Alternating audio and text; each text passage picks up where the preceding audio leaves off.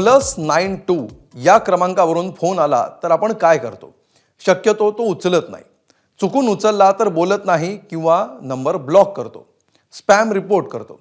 कारण +92 हा पाकिस्तानचा कोड आहे हे आपल्याला माहिती आहे. कपटी पाकिस्तानच्या ISIनं त्यावर उपाय शोधला आणि पाकिस्तानी व्हिसासाठी आतुर झालेल्या भारतीयांकडून भारतीय सिम कार्डची मागणी सुरू केली. या सिमचा वापर केला तर +91 म्हणजेच भारतीय नंबर येणार, पण पलीकडून पाकिस्तानी बोलत असणार आणि तो गुप्त माहिती मिळवायचा प्रयत्न करणार.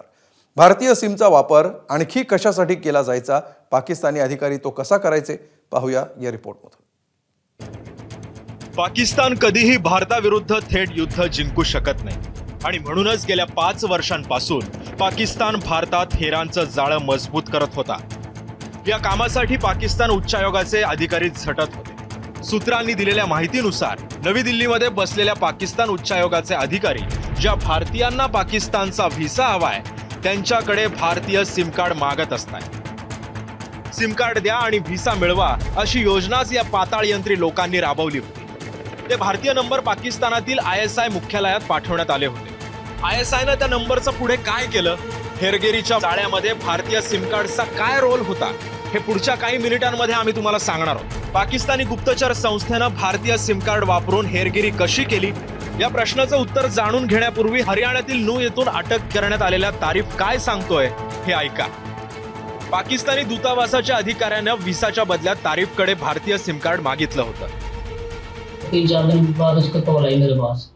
उसने कहा मुझसे कि ऐसा कर दो, वीजा चाहिए. मैंने कहा हाँ चाहिए. मैं तो एक काम कर, तो मुझे 2 सिम ला के दे और बदले में अपना वीजा ले जा. तारीफच्या म्हणण्यानुसार पाक दूतावासातील एका अधिकाऱ्याच्या बदलीनंतर जाफर नावाच्या दुसऱ्या अधिकाऱ्यानं सुद्धा त्याच्याकडे 2 सिम कार्डची मागणी केली होती. उसके बाद फिर जाफर ने मेरे पास कॉल करी. जाफर बोला यही बात कि मुझे सिम चाहिए. मैं चल ठीक है. फिर मैंने उसको भी 2 सिम पहुंचाई.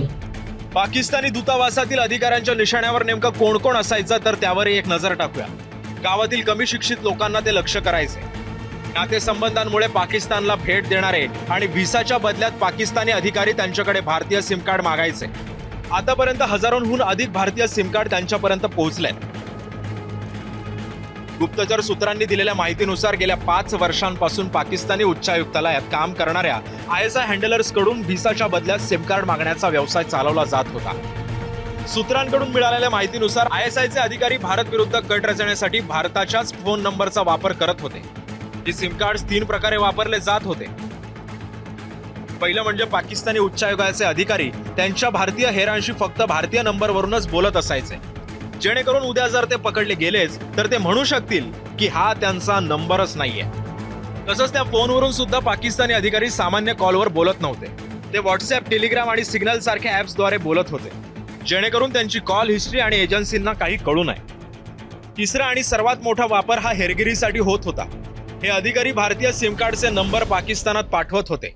तिथून भारतीय सैनिकांना आणि पोलीस कर्मचाऱ्यांना बनावट कॉल करत होते आणि त्यांच्या नकळत त्यांच्याकडूनच गुप्त माहिती गोळा करण्याचा प्रयत्न करत होते. ISIची ही चोरी मोडस ऑपरेंडी यापूर्वी पकडली गेली आहे. कॉलवर भारतीय नंबर येत असल्यामुळे त्यांच्यावर संशय घेणं सुद्धा सोपं नव्हतं. 2023 पासून भारतीय सैनिक आणि पोलिसांना बनावट संदेश पाठवले जात होते असं देखील सांगण्यात येत आहे. हा नंबर पाकिस्तानचा होता. +92 याची सुरुवात व्हायची आणि त्यामुळे ते सहज पकडले जायचे. पण आता भारतीय सिम कार्डचा वापर करून ISI भारतीय कोड +91 न सुरू होणाऱ्या नंबरवरून कॉल करताय. त्यामुळे अनेकदा लोकांची फसवणूक सुद्धा होतीये. सूत्रांनी दिलेल्या माहितीनुसार यासाठी ISIनं पाकिस्तानमध्ये एक कमांड सेंटरही बांधलाय. या कमांड सेंटरला पाकिस्तानी उच्चायुक्तालयात तैनात असलेल्या ISI हँडलर्सनी हे दिलेले भारतीय नंबर दिले जातात. मग ते नंबर्स हॅकर्सला दिले जातात आणि ते हॅकर्स भारतातील सैनिकांच्या कुटुंबियांना फोन करतात. हे हॅकर सुद्धा शुद्ध हिंदीत बोलतात आणि सैनिकांच्या कुटुंबियांना फसवतात आणि त्यांच्याकडून गोपनीय माहिती विचारतात. कधी ते संरक्षण विभागाचे अधिकारी म्हणून फोन करतात तर कधी दुसऱ्या विभागाचे अधिकारी म्हणून त्यांना सांगतात आणि त्यानंतर ते संभाषणात अडकतात आणि हे काम अनेक वर्षांपासून सुरू आहे. पहलगाम हल्ल्यानंतरही भारतीय सैन्याच्या हालचाली शोधण्यासाठी हे केलं गेलं. पहलगाम हल्ल्यानंतर भटिंडा कॅम्पचे सैनिक पाकिस्तानच्या सीमेवर पोहोचले होते का हे पाकिस्तानला जाणून घ्यायचं होतं. यासाठी हॅकर्सने एका सैनिकाच्या कुटुंबाला फोन केला. हेलो गुड मॉर्निंग, जय हिंद। अकाउंटेंट विनय गुप्ता बात कर रहा हूँ इधर से एपीएस बठिंडा से।